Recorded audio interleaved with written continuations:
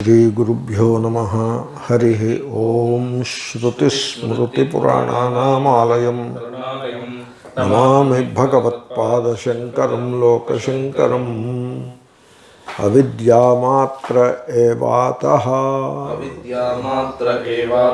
संसारोस्त्वविवेकतः कूटस्थेनात्मना नित्यं आत्मवानात्मनीव सः। సంసారం అనేది ఒకటి ఉన్నది.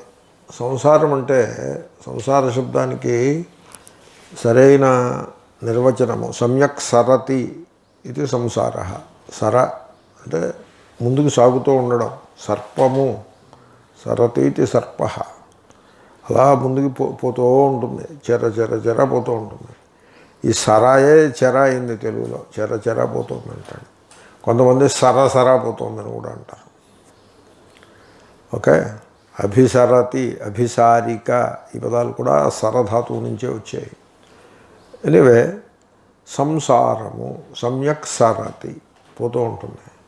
సంసార శబ్ద నిర్వచనం తెలిస్తే వాడు వివేకవంతుడు అయిపోతాడు. అంటే పోతూ ఉండడం అంటే ఏమిటి?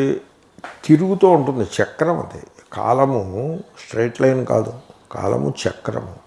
కాబట్టి కాల ప్రవాహం అంటే చక్రభ్రమణము, కాలచక్రము కదా. విష్ణువుకి చక్రం ఉంటుంది, కాలం. అది కాలంతో అందరినీ సంహరిస్తాడు ఆయన, కాబట్టి కాలచక్రం. ఆ చక్రానికి ఇలాగా నోక్స్ ఏవో ఉంటారు, అంచులు పదునుగా కొమ్ములాగా ఉంటాయి. కొమ్ములు కాదు, ఎడ్జెస్ ఉంటాయి.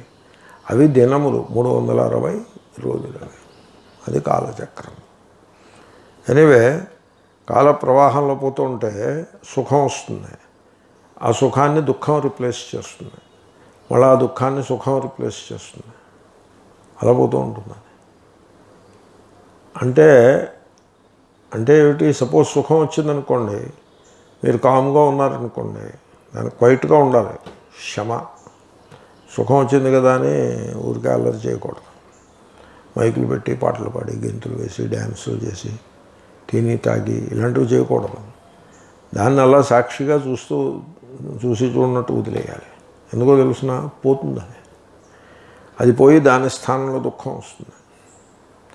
దుఃఖం వచ్చినప్పుడు ఊరికే కంగారు పడిపోనక్కర్లేదు, భోరు భోరు అని అలా చూడడం. ఓహో ఇప్పుడు ఇది నడుస్తోందా అని అలా చూడడం, అది పోతుంది. అలా పోతూ ఉంటాయి. అంటే మీరు సినిమా చూశారు కదా, సినిమాలో ఏమవుతుంది? హీరో వస్తాడు, వచ్చినవాడు అలా వచ్చినవాడు అలాగే ఉండిపోతే ఇంక సినిమా ఏముంది? వాడు ఈ లోపల అమ్మాయి ఒకతో వస్తుంది, వీడు ఆమెను చూసి ప్రేమిస్తాడు. ప్రేమిస్తే మరి ప్రేమించిన తర్వాత ఇంక చేసేది ఏముంటుంది? ఏదో డ్యాన్సు పాట ఉంటుంది. ఆ డ్యాన్సు పాట అయిపోయిన తర్వాత ఏముంటుంది? విలన్ వస్తాడు.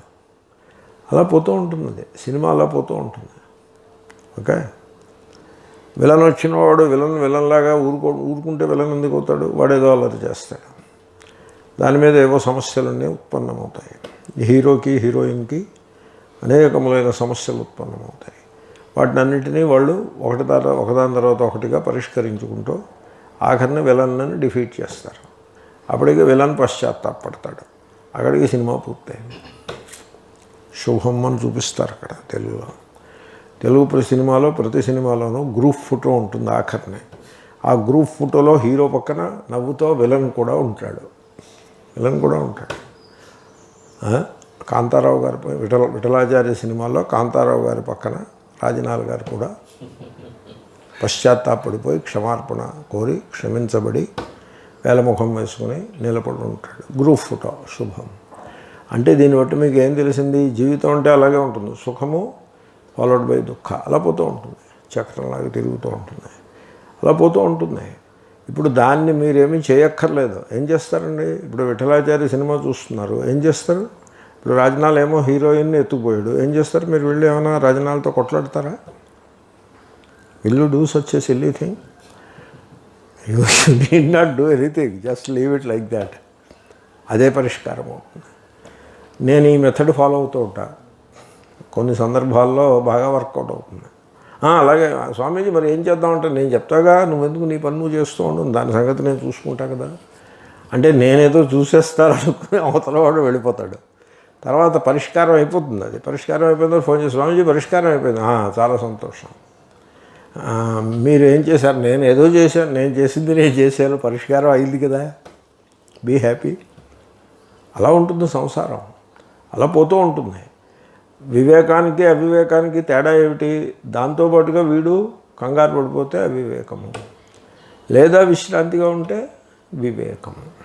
అది సంసారం అలా పోతూ ఉంటుంది. ఈ సత్యాన్ని తెలుసుకుని సాక్షిగా ఉన్నవాడు తన స్వరూపంలో తాను నిలిచి ఉంటాడు. ఆ స్వరూపం ఎలా ఉంటుంది? కూటస్థమై ఉంటుంది. తుఫాను గాలి వీచుతున్నప్పటికీ పర్వత శిఖరం ఎలా అయితే స్థిరంగా ఉంటుందో అలాగే తుఫాను వంటి సంసారం కాలచక్రం అలా తిరిగేస్తున్నప్పటికీ, తుఫాను తిరుగుతున్నట్టుగా, తుఫాను అంటే సైక్లికే కదా, అలా తిరిగేస్తున్నప్పటికీ సైక్లోన్, దాని పేరు సైక్లోన్ లాగా తిరిగేస్తుంది. స్ట్రైట్ లైన్ ఐడియా తప్పు. స్ట్రైట్ లైన్ ఐడియా పెట్టుకున్నారంటే మీరు దాని నుంచి బయటపడడానికి కష్టపడాల్సి ఉంటుంది. ఈ వేదాంత పాఠం చెప్పే వాళ్ళకి ఇవేం తెలియవు. వాళ్ళు కొంత సైన్స్ చదువుకోవాలి. వాళ్ళు సైన్స్ ప్రమాణం కాదంటాడు, వాడిని ఏం చేస్తారు మీరు? సైన్స్ ప్రమాణం కాదన్న వాడిని మీరు ఏం మాట్లాడతారు? సో కాబట్టి అలా సైక్లోన్ అనేలో మధ్యలో సాక్షిగా మధ్యలో ఏమీ ఉండదు, లేదా పర్వత శిఖరం ఏమీ చెక్కు చెదరదు, అలా నిలబడి ఉంటుంది. అలా నా స్వరూపంలో నేను ఉంటానండి అంతే. ఆ స్వరూపము నిత్యము కూడా. అంటే సైక్లోన్లో కాలం ఉంటుంది తప్ప సెంటర్లో కాలం ఉండదు, ఐలో కాలం ఉండదు. కాలం ఉండాలంటే చలనం ఉండాలి కదా. కాబట్టి మనస్సునందు కాలం ఉంటుంది, స్వరూపంలో కాలం ఉండదు. శమతయందు కాలము ఉండదు, ఆందోళన ఎందే కాలము ఉంటుంది. కాబట్టి అప్పుడు నా స్వరూపంలో ఉంటా. నా స్వరూపంలో నేను ఉన్నప్పుడు ఏమనిపిస్తుంది? నేను ఆత్మను పొందినాను అనిపిస్తుంది. ఆత్మవాన్ ఇవ. వీడు ఎప్పుడూ ఆత్మయే అయి ఉన్నాడు, కొత్తగా పొందక్కర్లేదు. కానీ ఆత్మ నుండి దూరమై అజ్ఞానం చేత సంసారి అయి మళ్ళీ ఇప్పుడు సంసారాన్ని వివేకంతో పక్కన పెట్టి తిరిగి తన స్వరూపాన్ని పొందినట్టుగా అనిపిస్తుంది, కొత్తగా పొందినట్టు అనిపిస్తుంది. వీడేం కొత్తగా పొందింది ఏం లేదు. తర్వాత శమత అంటే తన యందు తాను నిలిచి ఉన్నాడు. వీడెప్పుడు తన యందే ఉన్నాడు, కొత్తగా ఏమీ తన యందు తాను నిలిచి ఉండేది ఏమి ఉండదు. కాబట్టి ఆత్మనీవ సహ, ఆత్మనీ అని అనక్కర్లే, ఆత్మైవ. ఇంకా ఆత్మని ఏమిటి? ఆత్మని అని వేరే అనక్కర్లేదు, ఆత్మని. కాబట్టి ఇవా పెట్టాలి. దీన్ని ఓ మాట ఉంది గుర్తుపెట్టుకోదగ్గదే, అభేదే సప్తమి అని. ఆత్మన్యేవ వర్తతే అన్నారనుకోండి. ఆత్మని ఉండడం ఏమిటండి? ఆత్మయే ఉండాలి, కానీ ఆత్మయందు ఉంటాడా అంటే అభేదే సప్తమి. అక్కడ సప్తమికి అర్థం అభేదము, అంటే ఆత్మాభిన్నుడుగానే ఉన్నాడని అర్థం. అక్కడ విభక్తికి ఇంకా వేరే అర్థం ఏం లేదు. కాబట్టి అలా కాదు సప్తమి అని మీరు అనుకుంటే ఇవా పెట్టుకోండి, ఆత్మని ఇవ సహా, అంతే. అవిద్యామాత్ర ఏవాతః సంసారోస్త్వ వివేకతః కూటస్థేనాత్మనా నిత్యమాత్మవానాత్మనీవ సహ. అవిద్యామాత్రః ఏవ అతః సంసారః అస్తు అవివేకతః కూటస్థేన ఆత్మన నిత్యం ఆత్మవాన్ ఆత్మని ఇవ సహ. దాంట్లో పెద్దంత కష్టమే ఉంది, పుష్ చేయటమే ఎదురుకి. ఓకే. అతః ఇందువలన అంటే అహంకారము కల్పితము కనుక. అహంకారము వస్తువు కాదు కనుక, పైన చెప్పారు కదా. ఎందుకంటే ఇప్పుడు అహంకారము ఆభాసకి వస్తుత్వం లేదు. అహంకారము జడము, కాబట్టి దానికి యథార్థంగా సంసారం కూడా లేదు. పోనీ ఆత్మకుందా సంసారం? దానికి లేదు. అది అత అంటే అత ఆత్మచైతన్యమునకు కానీ జడమగు అహంకారమునకు కానీ సంసారము వాస్తవముగా సంభవము కాదు కనుక అదే అర్థం అత అంటే. ఓకే. సంసారము అవిద్యామాత్ర ఏవా, అజ్ఞానము మాత్రమే. అదే సంసారము అజ్ఞానము మాత్రమే. మనిషి స్ట్రగుల్ అవుతాడు. Struggle and conflict. స్ట్రగుల్ ఎందుకు అవుతాడు? తాను కర్తను అనుకుని స్ట్రగుల్ అవుతాడు. దాంతో కాన్ఫ్లిక్ట్లో పడిపోతాడు. ఒకసారి నేను దేవాలయంలో కూర్చుని ఉన్నాను. ఎక్కడ అల్వాల్లో టెంపుల్ ఉంది కదా, దాని పేరే టెంపుల్ అల్వాలు. కూర్చుంటే బ్రాహ్మణ సమావేశము అని ఒకటి జరిగింది. పాత రోజుల మాట, ఇప్పుడు కాదు. ఇప్పుడు ఆ రోజులు మారిపోయాయి. ఇప్పుడు ఉల్టా అయ్యే పరిస్థితులు. For good. ఆ బ్రాహ్మణ సమావేశం వాళ్ళు వచ్చారు. సరే, ఇప్పుడు నన్నేం బయటికి పొమ్మన్నారు కదా, నేను అక్కడే కూర్చుని ఉన్నాను. సో మంచిది. అసలు నేను సమావేశంలో భాగంగా లేను, ఊరికే కూర్చుని ఉన్నాను అక్కడ. అయ్యా దయచేయండి, నన్ను తెలుసున్న ముఖాలు కొన్ని ఉన్నాయి అక్కడ. అయ్యా దయచేయండి అన్నారు. అక్కడ కూర్చుని ఉన్నాను. కొత్తగా కూర్చోవాల్సింది కూడా ఏమీ లేదు. సరే, సమావేశం మొదలైంది. ఆ మధ్యలో ఇంకా మొదలుకాయి 10 నిమిషాలు కాకముందే ఒక ఆయన మహావేశంతో మాట్లాడడం మొదలుపెట్టాడు. ఆయన అంటాడు, నేను బ్రాహ్మణుణ్ణి, నాకు 2 కూతుళ్ళు, ఇప్పటిదాకా వివాహం కాలేదు, నేను ఎక్కని గుమ్మం లేదు, బ్రాహ్మణుడైన వాడి కుమార్తెకి వివాహం చేసుకుని ఇతర బ్రాహ్మణులు వాడిని కాపాడాల్సిన అవసరం ఉందా లేదా? ఏదో ఇల్లో వాకిలో అమ్మి నేనేమో కట్నం ఇవ్వడానికి సిద్ధంగానే ఉన్నా. ఆ రోజులు అలా ఉండేవి. సిద్ధంగా ఉన్నాను.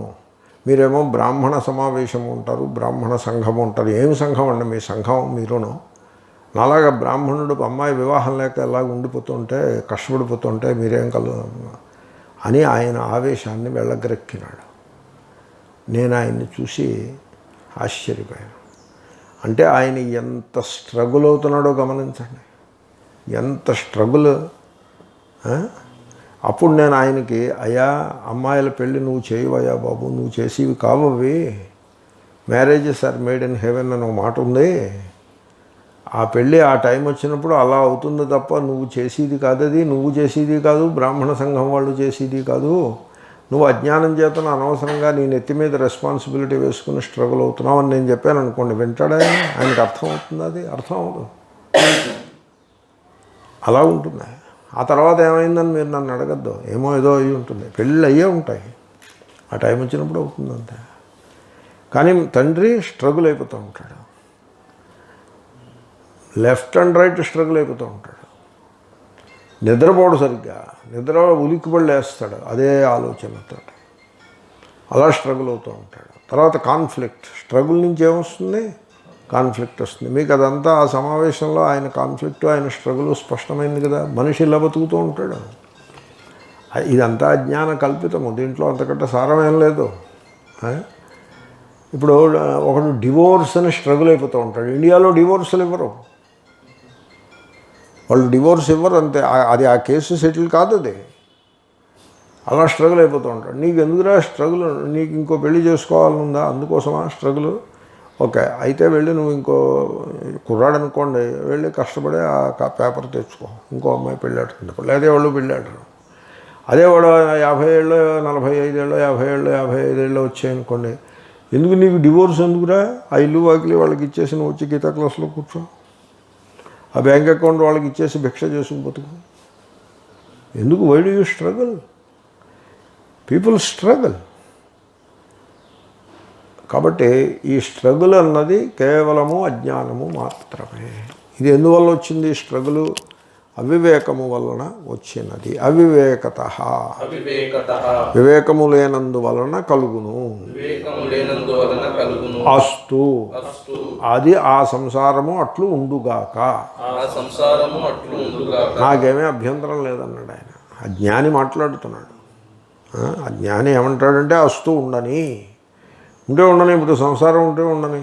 ఇప్పుడు బీజేపీ వాళ్ళు, కాంగ్రెస్ వాళ్ళు రాజస్థాన్లో ఏదో కొట్లాడుకుంటున్నారు. మీరు నేను ఊరికి కంగారు పడడం ఎందుకు? దానికి ఆ కొట్లాట అలాగే ఉంటుంది.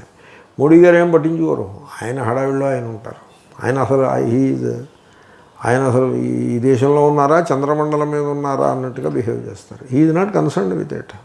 మీరు కొట్టుకోండి, ఆయన టైం వచ్చినప్పుడు వస్తాడు ఆయన.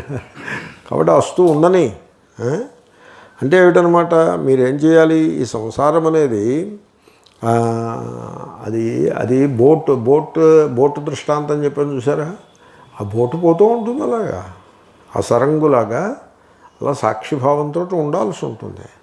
అంటే ఏమిటి? మనస్సే సంసారం. అంటే ఆ మనస్సుని మూమెంట్ టు మూమెంట్ అబ్జర్వ్ చేస్తూ ఉండాలి.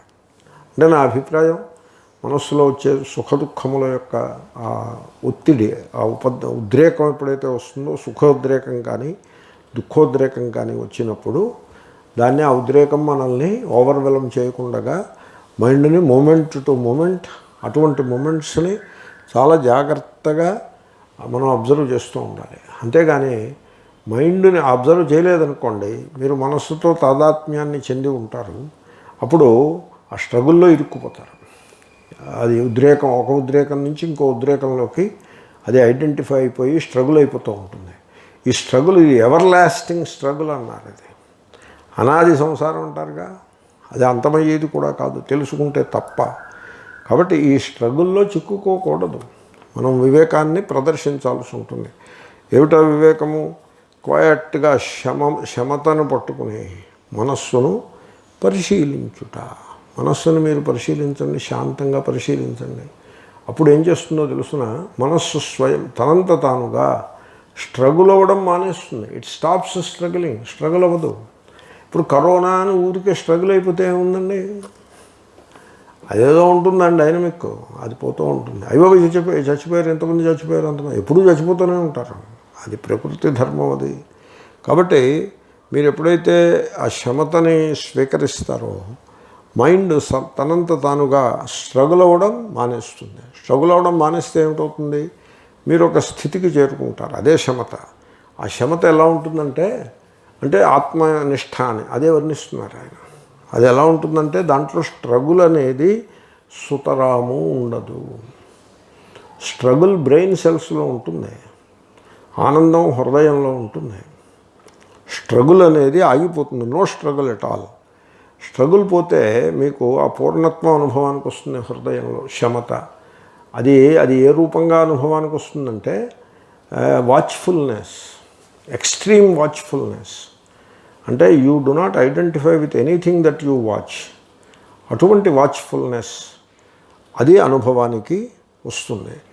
ఆ వాచ్ఫుల్నెస్ స్టేట్లో మీకు నేను ఇన్ఫీరియర్, వాడు సుపీరియర్, ఇలాంటివి ఏమి ఉండవు. ద్వంద్వములు ఉండవు, ద్వైతం ఉండదు, ద్వంద్వములు ఉండవు, స్వాపరా తేడాలు ఉండవు. వాడు నాకంటే సుపీరియర్ కాబట్టి నేను కూడా అక్కడికి చేరుకోవాలనే స్ట్రగుల్కి అవకాశము ఉండదు ఆ క్షమత యందు. అంచేతనే ఈ ఎగ్జిక్యూటివ్స్ వాళ్ళు ద్వంద్వాల్లో, స్వాపరా తేడాలలో, ఇంకా పైకి పోవాలనే స్ట్రగుల్లో వాళ్ళ హృదయం చిన్నాభిన్నం అయిపోతూ ఉంటుంది. వాళ్ళు కనుక ఒక్కసారి మెడిటేషన్ చేశారంటే వాళ్ళకి శాంతి లభిస్తుంది. కాబట్టి ఆ ఇన్ఫీరియర్, సుపీరియర్, స్ట్రగుల్, కాన్ఫ్లిక్ట్ ఇవన్నీ లేనటువంటి ఆత్మస్వరూపాన్ని మనం పొందుతాము. అది ఒక డిస్కవరీ, స్వానుభూతి. అది ఊరికే ఏదో శాస్త్రము, ప్రమాణము, గురువు అని, పరంపర అని అలాగే దాన్ని బాహ్యం చేసేయకూడదు. అంతరంలో దాన్ని అనుభవానికి తెచ్చుకోవాలి తప్ప, డిస్కవరీ చేయాలి తప్ప బాహ్యం చేసేయకూడదు. బాహ్యం అంటే అది శాస్త్రం, ప్రమాణం అంటే బాహ్యం అయిపోయింది కదండి.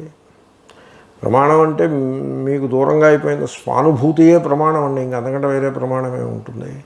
మీరు ఎప్పుడైతే ప్రమాణము, శాస్త్రము, గురువు, పరంపర, గురువు, పరమ గురువు, పరమేష్ఠ గురువు ఇలాగ పెట్టేసి వీళ్ళు ఎందుకు పనికొస్తారో తెలిసిన, గురువుగారి జన్మదినం, పరమ గురువు గారి జన్మదినం, పరమేష్ఠ గురువు గారి జన్మదినం, గురువుగారి వర్ధంతి అంటే ఆయన దేహత్యాగం చేసిన రోజు, పరమ గురువు గారు దేహత్యాగం చేసిన రోజు, పరమేష్ఠ గురువు గారు దేహత్యాగం చేసిన రోజు, గురువుగారు సన్యాసం తీసుకున్న రోజు, పరమ గురువు గారు సన్యాసం తీసుకున్న రోజు, పరమేష్ఠ గురువు గారు సన్యాసం తీసుకున్న రోజులు, పండగలు చేసుకుందుకు పనికి వస్తారు తప్ప ఇంకా దేనికి పనికిరారు ఈ gang. It is not like that. గురువు, పరమ గురువు, పరమేశ్వరుడు అందరూ ఉంటారండి. అందరూ ఆత్మస్వరూపులుగా ఉంటారు, బయటే ఉండరు. శాస్త్రమే ఆత్మస్వరూపంగా ఉంటుంది. స్వానుభూతిని మించిన ప్రమాణం వేరే ఏమి ఉండదు. ఆత్మస్వతసిద్ధం కాబట్టి తన స్వరూపంలో తాను ఉండిపోతాడు. కూటస్థేన వికారములు లేని ఆత్మన ఆత్మచే నిత్యం నిత్యము ఆత్మవాన్ ఆత్మను కలిగియుండును కలిగి ఉన్నవాడు. ఈ ఈ ఈ వాక్యాన్ని జాగ్రత్తగా అర్థం చేసుకోవాలి. ఆత్మవాన్ అని, ఈ ఆత్మవాన్ అనేది ఇక్కడ శంకర్లు ప్రయోగించారు. కేన ఆత్మవాన్, కూటస్థేన ఆత్మన ఆత్మవాన్, అలాగా. ఓకే. ఆ తృతీయకు ఇత్తంభూత లక్షణం ఏదో పేరుంది. జటాభిస్తాపస తాపస. కేన తాపస అంటే జటాభి, కేన అంటే కాభి తాపస, జటాభిస్తాపస అంటే జటోపలక్షిత తాపస అనేదో ఉంటుంది. ఓకే. అలాగే తన స్వరూపమునందు నిలిచి ఉండుట ద్వారా వీడు ఆత్మవంతుడవుతాడు. ఓకే. వీడికి అజ్ఞానికి తేడా ఏమిటో తెలిసిన, అజ్ఞాని దేహేన ఆత్మవాన్, దేహాన్ని బట్టి ఆత్మ గలవాడవుతాడు. లైక్ వాట్, నేను బ్రాహ్మణుడను అన్నాడు అనుకోండి, వర్ణేన ఆత్మవాన్, కులేన ఆత్మవాన్. నేను ముసలివాడను అన్నాడు అనుకోండి, దేహేన ఆత్మవాన్. నేను మగవాడను అన్నాడు అనుకోండి, బై జెండర్ ఆత్మవాన్. నేను పంజాబీని మద్రాసీని అన్నాడు అనుకోండి, బై రీజియన్ ఆత్మవాన్. అంటే ఏమిటి? You identify your self with every single non self. అటువంటి ఐడెంటిఫికేషన్స్ అన్నీ పొందుపెట్టేశారనుకోండి, ఇప్పుడు మీరు ఆత్మ లేకుండా అయిపోతారా? అది శూన్యవాదం. ఆత్మ లేకుండా అయిపోరు. మరి ఆత్మవాన్ ఎలా అవుతారు? ఆత్మనా ఆత్మవాన్ అవుతారు. వయసా హోతా. అంతేగాని ఇదిగో ఆత్మ, ఇది నేను ఆత్మనైపోయాను అలా ఉండదు. ఆనందరూపం అమృతత్వం విభాతి అని ఉందో చోట. ఆనందరూపం అంటే ఆనందఘనం ఇత్యర్థ. ఆనందఘనం బ్రహ్మ విభాతి ప్రకాశిస్తోంది. ఆనందఘనం అంటే అలా ఆనందం తెలిసిపోతూ ఉంటుందని కాదు. కింద శంకర్లు అంటారు, ఆనందఘనం అంటే ఆనందం తెలిసిపోతుందని అర్థం చెప్పలేదు ఆయన. ఆయన అర్థం ఏం రాశారో తెలుసిన? ఏం రాశారంటే సర్వానర్థ దుఃఖ ఆయాస రహితమిత్యేతత్ అని రాశారు. అదే ఆనందఘనానికి అర్థం. ఆనందఘనానికి ఇలాగంటే అర్థం ఏమిటండి అని మీరు నాకు ఆశ్చర్యం కలుగుతుంది. సకలములైన ఆపదలు, అనర్థములు, వాటి వల్ల వచ్చే దుఃఖములు, ఆ దుఃఖ నివారణ కోసం చేసే కర్మలు, వీటన్నిటి వల్ల వచ్చే ఆయాసము, శ్రమ ఇవేమీ ఉండకుండా సహజ స్థితిలో ఉంటాడు. స్వేన ఆత్మన విభాతి, సహజ స్థితిలో ఉంటాడు. దానికి ఆనందరూపం అని మంత్రం చెప్పింది. అంచేతనే ఆనంద శబ్దాన్ని పాజిటివ్గా వ్యాఖ్యానం చేయరు. ఎంత నెగిటివ్గా వ్యాఖ్యానం చేశారో చూడండి. ఎందుకంటే పాజిటివ్గా వ్యాఖ్యానం చేస్తే స్వస్వరూపము, సహజ స్థితి అన్నదానికి చిన్న తేడా వస్తుంది. ఆ ఇసుమంత తేడా కూడా రాకూడదు. అది సహజ స్థితి. మీరు దాన్ని పాజిటివ్గా వర్ణించారనుకోండి, అది సంథింగ్ టు బి గెయిన్డ్ అనే ధోరణిలో పడతారు వెళ్ళి. దాన్ని కొంచెం హైలైట్ చేశారనుకోండి, సంథింగ్ టు బి అకాంప్లిష్డ్ అనే ధోరణిలో పడతారు. అప్పుడు మళ్ళీ వెంటనే స్ట్రగుల్ ప్రారంభం అవుతుంది. సో అలాగంటి స్ట్రగులు అణుమాత్రము కూడా ఉండరాదు అనే అభిప్రాయంతో సహజ స్థితి, అది దాంట్లో కొత్తగా అక్కడ ఆనందము సంవేద్యము కాదు అని రాశారు. సంవేద్య రూపమైన ఆనందం కాదు అది. సంవేద్యము అంటే ఏదో బాహ్య వస్తువును పొందినప్పుడు విషయానందము సంవేద్యము, మనకు అది తెలియబడుతోంది, అదేదో బాహ్యం నుంచి మనకు వచ్చినట్టుగా సంవేద్యముగా అలా అనిపిస్తుంది అవివేకం చేత. అలాంటి ఆనందం కాదు ఇది, స్వస్వరూపమైన ఆనందము అని రాస్తారు. అంచేతనే అక్కడ ఆత్మన, స్వేన, ఆత్మని అని ఎన్ని విభక్తులు ఉన్నాయో అన్నీ కనపడతాయి మీకు. సహజ స్థితి అని చెప్పడానికి ఆత్మవాన్. సహా అట్టి జ్ఞాని ఆత్మనీవా, ఆత్మయందు ఉన్నాడా అన్నట్లు ఉండును. ఏమిటండి ఆత్మయందు ఉండడం ఏమిటి? ఆధారాధేయ భావము నాస్తి అని అక్కడ యువశబ్దానికి అర్థం. ఆత్మని సప్తమి కదా, ఆధారాధేయ భావం లేదా బాబు అక్కడ. అక్కడ ఆత్మను ఒకటి ఉంది, దాని మీద వీడు వెళ్ళి కూర్చున్నాడని అలాగ నువ్వు ఆధారాధేయ భావం పెట్టుకోకు. అది ఆధారాధేయ భావము కాదు, ఆ సప్తమికి అర్థం అది కాదు అని చెప్పడం కోసం ఇవా వేశారు. అంచేతనే నేను అంటున్నాను అభేదే సప్తమి. ఓకే. అతః అవిద్యామాత్రః సంసారః సంసారః అవిద్యామాత్ర ఏవ అవివేకతః అస్తు. అస్తు అంటే ఉంటే ఉండని అని అర్థం. నిత్యం కూటస్థేన ఆత్మన ఆత్మవాన్ సహ ఆత్మనీవ. మంచి శ్లోకం. అవిద్యామాత్ర ఏవా తస్సంసారోస్త్వ వివేకతః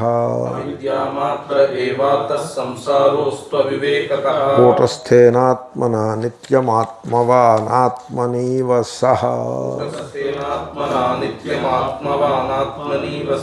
రజ్జు సర్పో యథా రజ్వా సాత్మకః ప్రాగ్వివేకతః అవస్తు సన్నపి హ్యేషః కూటస్థేనాత్మనా తథా. చూడండి, ఆత్మ అంటే సత్, ఆత్మ గలది అంటే ఉనికి, మనుగడ గలది అని అర్థం. ఓకే. ఇప్పుడు రజ్జు సర్పం ఉన్నది, అది అయం సర్ప అని మీరు అంటారు. అయం సర్ప అంటే అయం సర్ప అస్తి అని అర్థం. ఉంది, ఆ ఉనికి, ఉండుట. అంటే ఇప్పుడు సర్పము ఉన్న సర్పమా లేని సర్పమా? ఏది ఆ సర్పం? చూస్తున్నప్పుడు, నువ్వు చూస్తున్నప్పుడు ఉన్న సర్పమా లేని సర్పమా? ఉన్న సర్పమే. ఏమంటే మీరు ఉన్న సర్పాన్ని చూస్తున్నారా లేని సర్పాన్ని చూస్తున్నారా అని అడుగుతారా ఎవరైనా?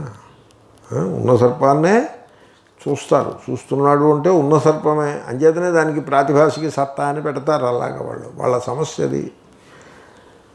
ఎందుకంటే లేకపోతే ప్రమాణ ప్రమేయ వ్యవహారం దెబ్బతింటుందని మీకు చెప్పే కదా.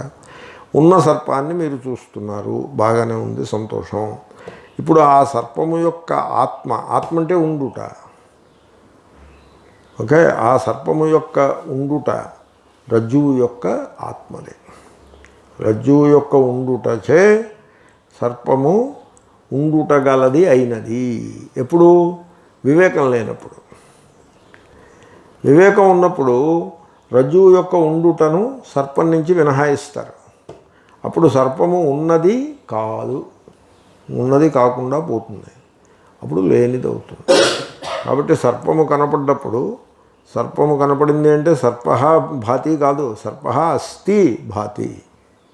ఆ అస్తిత్వము సర్పముదే అయితే అది యథార్థమైన సర్పం అవుతుంది. ఆ అస్తిత్వము రజ్జువుదే. అస్తిత్వానికే ఆత్మ అని పేరు. ఓకే. ఈ శ్లోకంలో రజ్జు సర్ప యథా రజ్వా సాత్మకః ప్రాక్ వివేకతః అవస్తు. అదే సన్ అపి. అవస్తు సన్నపేనుందా, అవస్తు సన్నపేనుందా? అంటే సా కింద సా ఉందా? లేదు. పోన్లేండి, అలాగే కానివ్వండి, దాన్నే సరిపెట్టుకుందాం. ఓకే. అంటే ఏదో పుల్లింగం నపుంసకలింగం అనే ఒక సమస్య ఒకటి ఉంది కదా, అందుకోసం నేను ఆ ప్రశ్న వేశాను. So okay. అక్కడ ఆ వస్తు స్పష్టార్థ. టీకాకారుడు మనకేమీ సహాయం చేయడు, ఈయన చేయడు. మనం ఏదో చేతస్థంతో చూడడమే కానీ ఈయన ఏదో అవతారికి రాస్తాడు.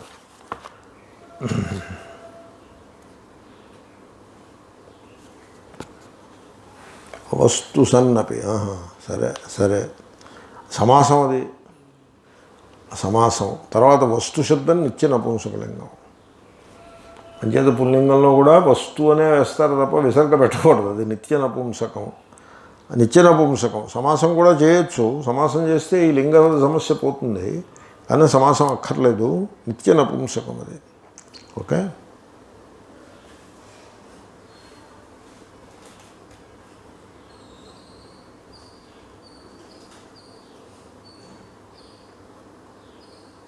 అంతే. ఈయన అవతారికి రాసి వదిలేస్తాడు. నేను ఊహించి చెప్పాను మీకు. వస్తువు శబ్దం సడన్గా నాకు గుర్తొచ్చింది. మధుని అన్నట్టుగా నపుంసకం. అవస్తు నిత్య నపుంసకాలని యాసచ్చి వాడేస్తారు. అవస్తు సన్ అపి హి ఏషః కూటస్థేన ఆత్మనా తథా. అది ఇప్పుడు దృష్టాంతం ముందు యథా ఏ ప్రకారముగానైతే వివేకతః వివేక జ్ఞానము కంటే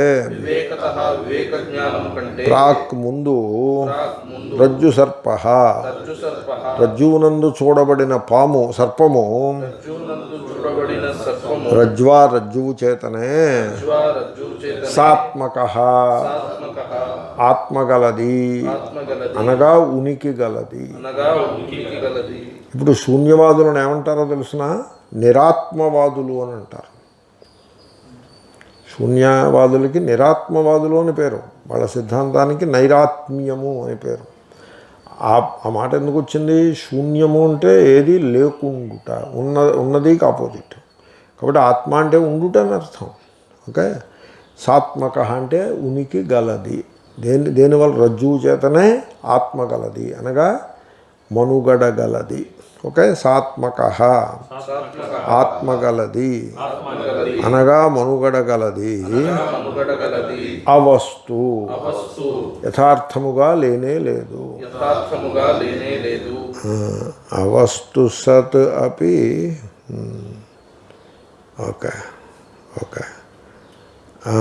రజ్జు సర్పము అవస్తు సత్ అపి యథార్థముగా వస్తువు కాకున్నప్పటికీ సాత్మక రజ్వా రజ్జువుచే సాత్మక ఆత్మగలది. అది అంటే రజ్జు సర్పమునకు ఆత్మ ఉందా లేదా? ఆత్మ ఉందని చెప్పాలి. ఎందుకు? లేకపోతే శూన్యవాదం అవుతుంది.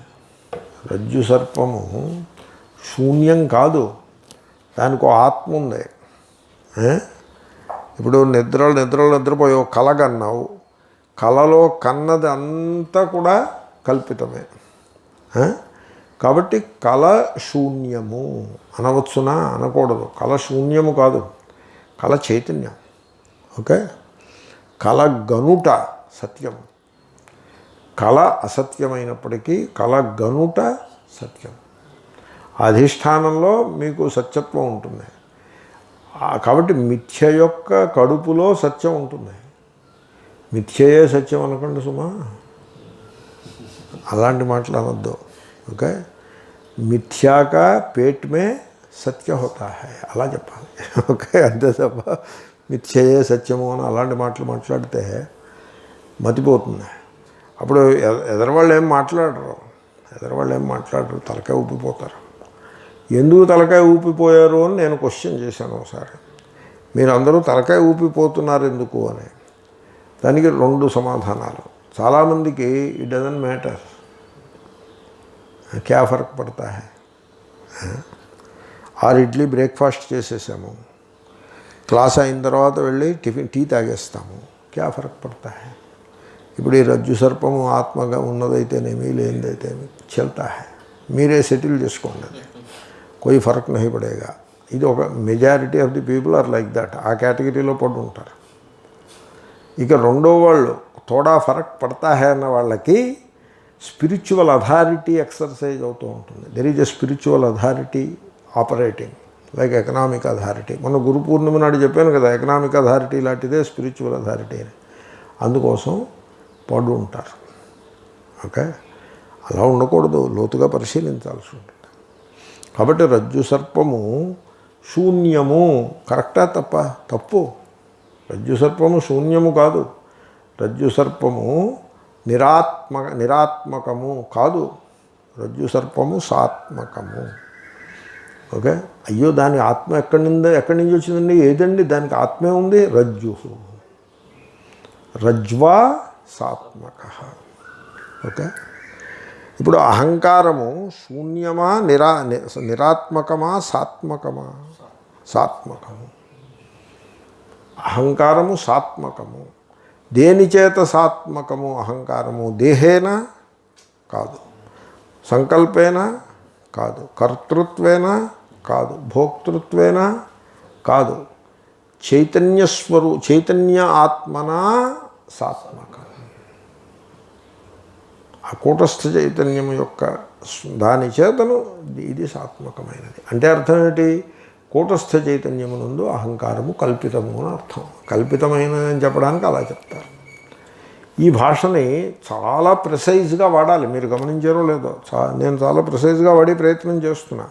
ఎప్పుడైనా నేను ప్రిసైజ్గా వాడకపోతే నా ముక్కు పట్టుకోవాలి. మీరు చాలా ప్రిసైజ్గా వాడాలి. ఎఫ్స్కేషన్ అని ఉంది. ఎఫ్స్కేషన్ యూ హెర్డ్ దట్ వర్డ్? ఎఫ్స్కేషన్ అంటే కన్ఫ్యూజ్ చేసి పెట్టడం. వాడు కన్ఫ్యూషన్లో పడిపోతాడు, వాడికి అర్థం కాదు. కన్ఫ్యూషన్లో పడిపోతే ఇప్పుడు 2 ఆప్షన్స్ ఉంటాయి. ఫస్ట్ ఆప్షన్ ఏంటి? చలేగా, క్యా ఫరక్ పడతా హై. ఇంకో అరగంట అయితే క్లాస్ అయిపోతుంది, ఆ తర్వాత పోయి కాఫీ పెట్టుకు తాగొచ్చు. క్యా ఫరక్ పడతా హై, చలేగా. కాఫీకి ఏమైనా ఫరక్ పడుతుందండి? రజ్జు సర్పం విషయంలో ఏం ఫరక్ పడదు కదా, కాబట్టి చలేగా. రెండవది spiritual authority.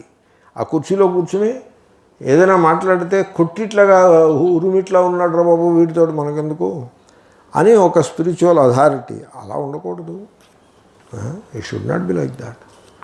Both are wrong. మొదటి వాళ్ళు లేజీ పీపుల్, రెండో వాళ్ళు దే ఆర్ సబ్మిషన్లోకి పడిపోయారు. They are pushed into submission by spiritual authority. Spiritual authority ఎలా ఉంటుందంటే, ఒక స్వామి ఒక ఆయన ఉన్నారు హృషికేశ్లో. స్వామీజీ అనిపిస్తే స్వామీజీ తర్వాత కలుస్తా, హారతికి వెళ్ళిపోవాలని హారతికి ఎత్తుకు వెళ్ళిపోయాడు. పక్కనే హారతికి. నేను ఈ లోపల రౌండ్ వేసి వచ్చేప్పటికి ఈయన హారతి ఇప్పుడు చెప్పండి స్వామీజీ. ఏంటంటే హారతి అంత ఇంపార్టెంట్ అని నేను అనకముందే ఆయన చెప్పాడు. హారతికి వెళ్ళాలండి, లేకపోతే ఆ రూము వాళ్ళు ఖాళీ చేయమంటారు అని చెప్పాడు ఆయన. పోలేండి, మీరు కూడా వెళ్ళండి, అవసరమైతే నేను కూడా వస్తాను. అలాంటి దాంట్లో మనం లోటేం చేయకూడదు. హారతికి వెళ్ళొచ్చు, అక్కడ హారతి అదేమీ చెడ్డ పని ఏమీ కాదు. అక్కడ నిలబడి ఈశ్వరుడికి కొంత శరణాగతి భావనతోటి నిలబడితే అది బాగానే ఉంటుంది. ఆ హారతిలో ఈ ఆర్గనైజ్ చేసి వాళ్ళకి అది ఒక రొటీన్ తప్ప, అక్కడికి వచ్చే భక్తులకు అది రొటీన్ ఏమీ కాదు. అది చాలా ప్రేమపూర్వకంగా వాళ్ళు చేస్తారు. వాళ్ళు కృతార్థులే. కాబట్టి మనం కూడా ఆ కృతార్థుల సంఖ్యలో జారొచ్చు, తప్పేం కాదు. చేలో ఏషః ఈ అహంకారము తథా అదే ప్రకారముగా కూటస్థేన ఆత్మన కూటస్థ చైతన్యముచే సాత్మక ఆత్మగలది. అది అహంకారము సంకల్పితమైన క్రియచే ఆత్మగలది తప్పు, చేయబడిన క్రియచే ఆత్మగలది తప్పు. కేవలము ప్రతిఫలించిన ఆత్మ చైతన్యముచే ఆత్మ గలది. Perfect.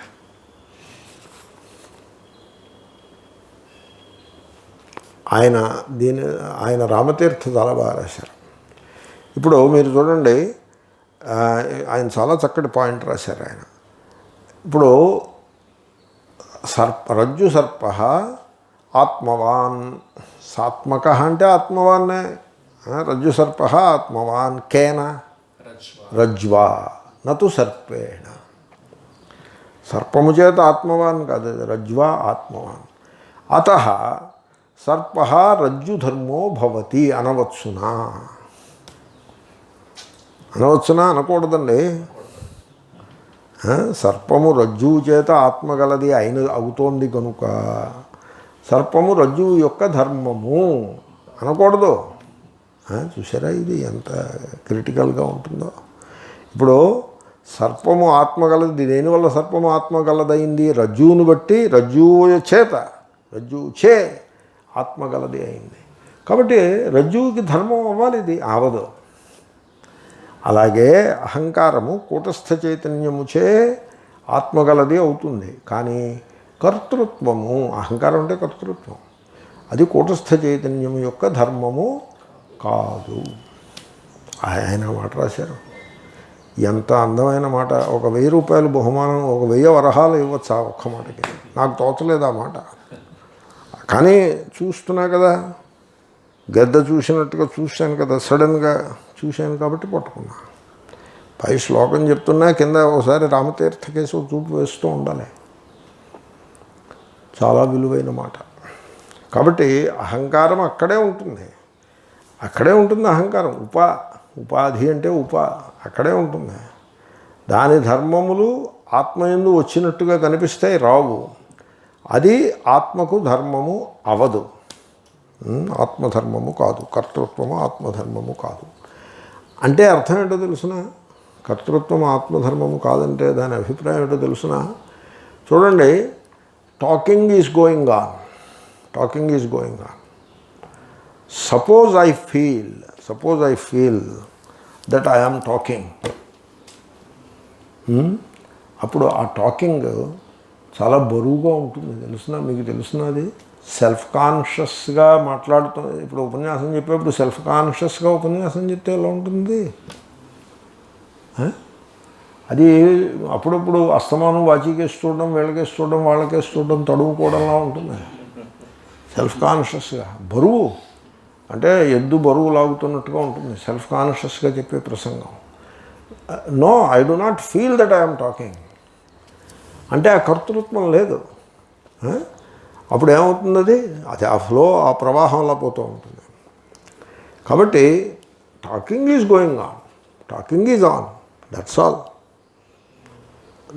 You do not talk. అంచేతనే ఇప్పుడు నేను ఏదైనా చెప్పానంటే ఏదో కడుపులో లోతుగా ఒక భావన పెట్టుకుని చెప్తాను. నాకే అనిపిస్తుంది, నాకే మళ్ళీ శంక. నేను I'm not a very self assured person. నాకేమనిపిస్తుందంటే ఎందుకు దీంట్లో దిగడం, మనం వీళ్ళకి మనకి విరోధం వస్తుంది. దీంట్లో దిగితే క్లాష్ వస్తుంది, అది వాడు సరిగ్గా తెలుసుకోడు, మళ్ళీ అక్కడ ఎందుకు చెప్పడం అని నాకు అనిపించి మళ్ళీ వెంటనే అబ్బాయి అలా కాదండి, మనం సాధువులం కదా, వీడిని సంతోషపెట్టడం కోసం పాఠం చెప్తామా? మనం ఉన్నదాన్ని ఉన్నట్టు చెప్పాలి. కానీ షుగర్ కోట్ చేసి అక్కడ జాయిన్ అయినటువంటి ఈ ఖాన్ మార్కెట్ గ్యాంగ్ అంతని సంతోషపెట్టి వాళ్ళు ఇచ్చి దక్షిణల కోసం పాఠం చెప్తామండి. Is that the way we have to operate? It is not the way. వాడి సంతోషం కలిగిందో మానిందో, let them do whatever they like, let them decide whatever. కొంతమంది కోపం వచ్చి బయటకు వెళ్ళిపోతారు. It is up to them. మనం చెప్పేది స్పష్టంగా చెప్పాలి అని నేను అనుకుంటా. సో అది ఇప్పుడు నేను గురువుని, మీరు శిష్యులు అనే ఒక ప్రాతిపదికపై పాఠం మొదలు పెడితే దాని అర్థం ఏంటి? I feel deeply that I am teaching. Not only I am teaching but also I am the teacher.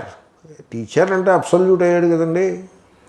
Teaching అంటే కనీసం ఇట్ ఈజ్ కాంటెక్స్చువల్, ఏదో పాఠం చెప్తున్నాడు, పాఠం వచ్చినవాడు చెప్తున్నాడు. కానీ టీచర్ అంటే అబ్సల్యూట్ అయి కూర్చున్నాడు వాడు.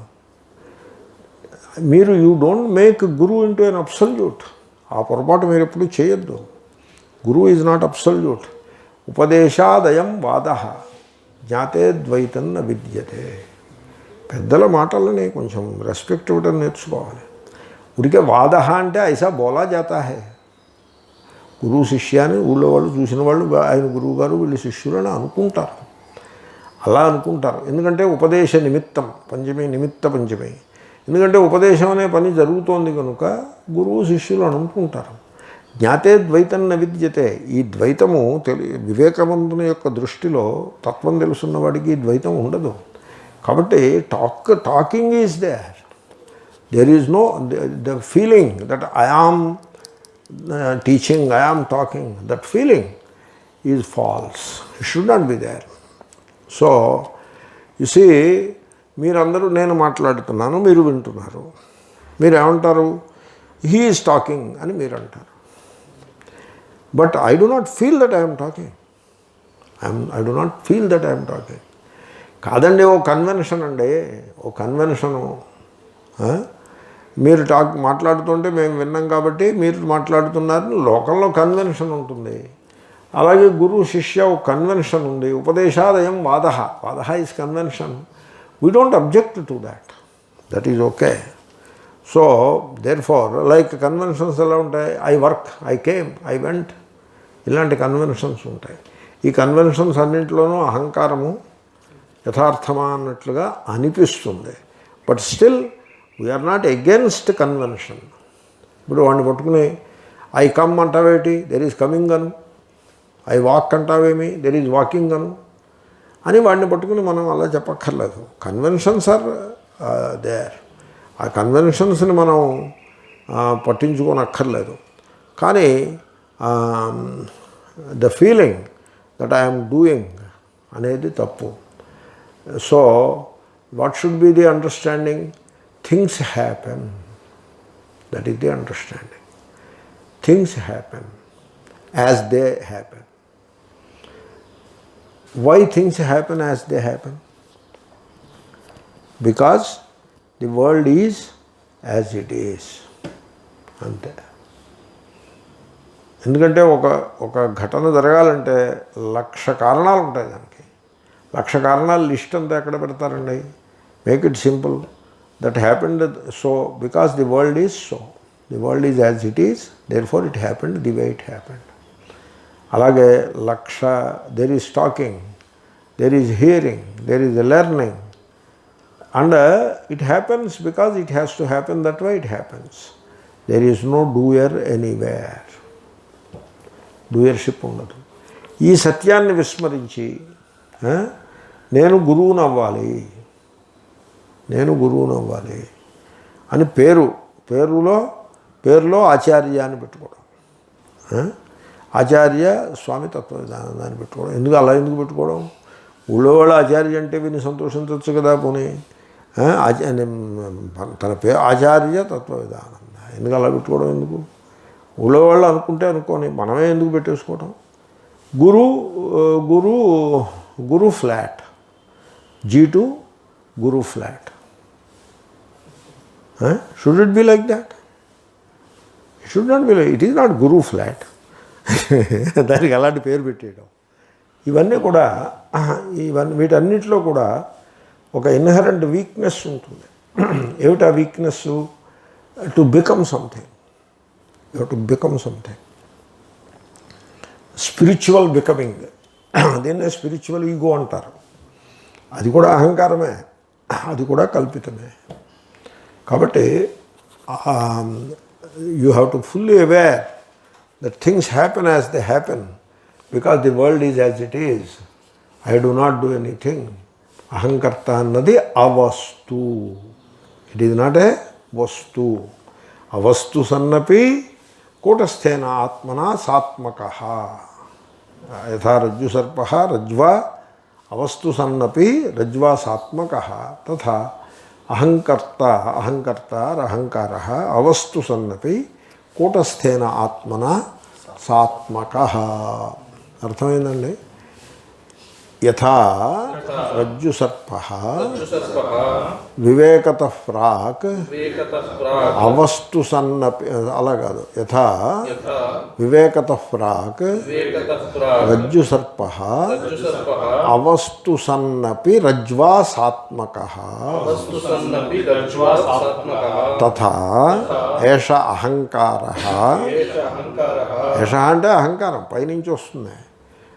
అవస్తు సన్నపి కూటస్థేన ఆత్మనా సాత్మకః.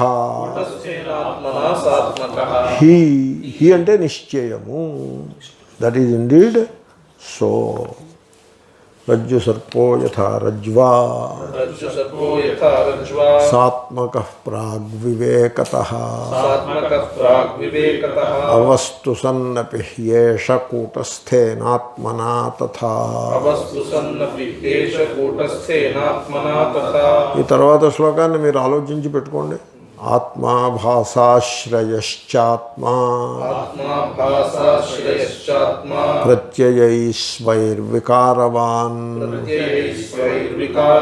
సుఖీ దుఃఖీ చ సంసారీ నిత్య ఏవేతి కేచన. అది పూర్వపక్షం. మొత్తం శ్లోకం అంతా పూర్వపక్షం. అది పెట్టుకోకూడదు. కాబట్టి తర్వాత సిద్ధాంతం కూడా చెప్దాము. ఆత్మాభాసా పరిజ్ఞానాత్ ఆత్మాభాసా పరిజ్ఞానాత్ యాథాత్మ్యేన విమోహితాః యాథాత్మ్యేన విమోహితాః అహంకర్తారమాత్మేతి అహంకర్తారమాత్మేతి మన్యంతే తే నిరాగమాః. మన్యంతే తే నిరాగమాః. అది సిద్ధాంతం. ఓం పూర్ణమదః పూర్ణమిదం పూర్ణాత్ పూర్ణముదచ్యతే పూర్ణస్య పూర్ణమాదాయ పూర్ణమేవావశిష్యతే. ఓం శాంతి శాంతి.